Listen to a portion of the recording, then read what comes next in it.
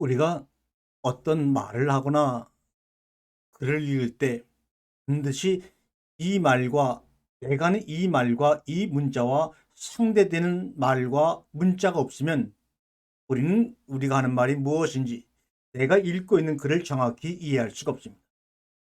죽음이라는 단어의 상대적인 단어는 삶이요 생명입니다. 그런데 다른 단어와 달리 삶과 죽음은 참으로 서로 대치점에 서 있는데도 불구하고 이해하고 용납하고 경험할 수 없는 단어인 것 같습니다. 그래서 삶과 죽음의 아일러니라는 제목을 가지고 오늘 양식을 심플하게 나눠보겠습니다. 삶과 죽음의 아일러니의 틈바구니 속에 끼어서 우리는 도대체 무엇을 위해서 이렇게 마음고생하며 몸을 지치도록 부려가면서 이렇게 치열하게 살아야만 하는가? 이것은 현대인들이 가지고 있는 공통된 질문일 것입니다.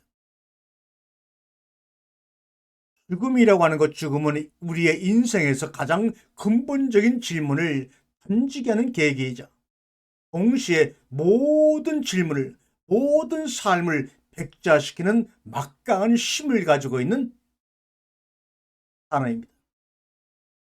기원전 6세경에 살았던 그리스 철학자 피르메니테스는 이런 말을 했습니다.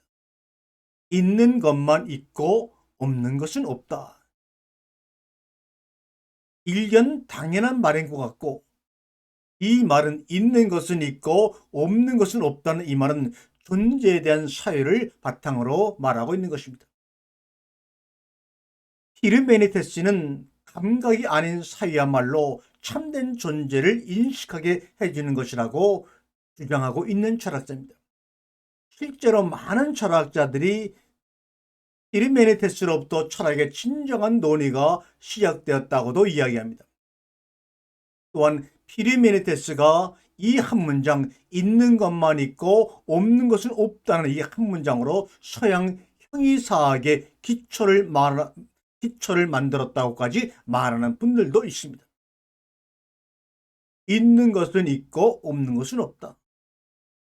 좀 시간을 갖고 곰곰이 생각해 보면까지는 마음에 와닿지 않고 이해하기가 쉽지 않은 단어입니다. 이렇게 생각해 보면 어떨까요? 인간은 없다가 있다가 없어진다. 인간은 여러분과 저는 없다가 있다가 없어진다. 세상에 분명히 여러분과 제가 없었는데 어느 날 태어나 있게 되었고 그렇게 한동안 60이요 길게는 80년 동안 이 세상에 있다가 언젠간 죽어서 사라짐으로 또 없이 되는 것입니다. 세상이 없었는데 무에서 어느 날 있다가 유로 왔다가 어느 날 한동안 그렇게 살다가 다시 무로 이어진 무유무, 이 이야기를 하고 있는 것은 아닌가. 있는 것은 있고 없는 것은 없다. 셰익스피어의 햄릿의 유명한 구절, 아마 이 구절을 모르는 분들은 없을 겁니다. 우리나라 말로는 이렇게 말하죠. 사느냐 죽느냐 이것이 문제로다. 사느냐 죽느냐 이것이 문제로다. 그런데 이 말의 원문을 사실은 제대로 번역한 말은 아닙니다. To be or not to be, that is the question. To be or not to be, that is the question. 이 말을 그대로 번역하면 to be, 있음이냐, or not to be, 있지 않음이냐, that is the question. 그것이 문제로다 라고 번역하는 것이 정확합니다. 셰익스피어는 삶과 죽음보다 더 깊은 문제가 존재와 무라는 것을 드러내려고 했던 말입니다. 삶과 죽음, to live or not to die. 삶과 죽음이라는 그런 그것의 의미보다 더 깊은 문제는 to be or not to be, 존재와 있음과 없음이라는 것을 이야기하고 있는 것입니다.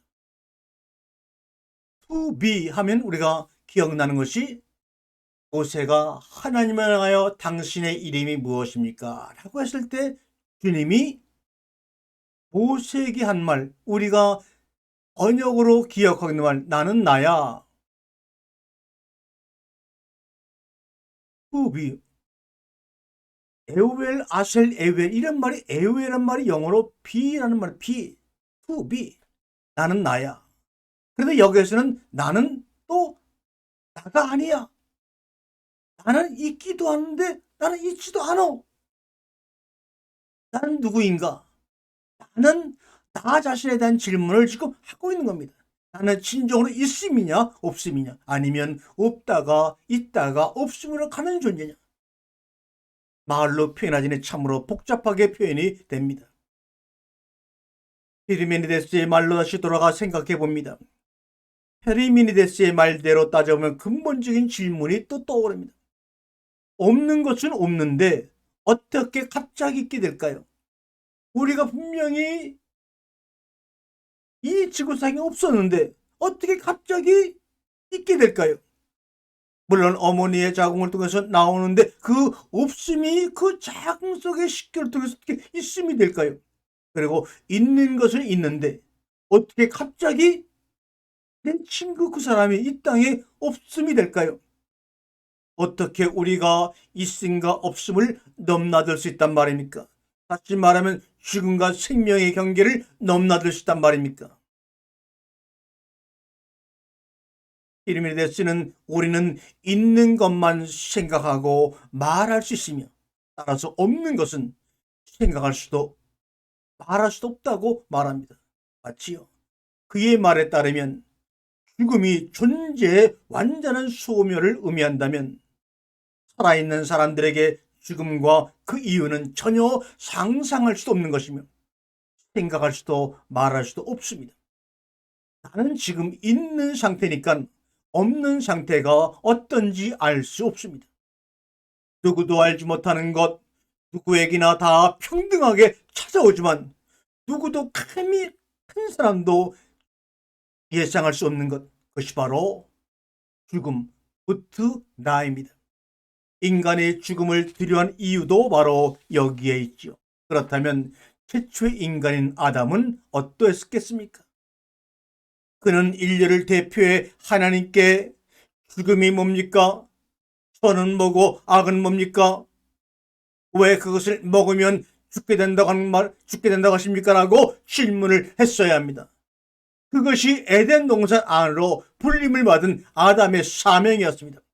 큰 일을 이루는 것, 아무리 이뤄봤자 그 이룬 것은 하나님이 지으신 피조물 바깥에서 있는 것이 아니라 하나님이 지으신 피조물을 그저 하느님 앞에 갖다 놓는 것뿐이지 어떤 위대한 일도 하나님의 피조물 안에 그 피조물 뿐입니다. 그렇다면 인간이 하나님을 향하여 은혜를 감당하는 길은 하나님께 어린아이의 심정으로 궁금한 것을 숨기지 말고 참지 말고 질문을 하는 겁니다.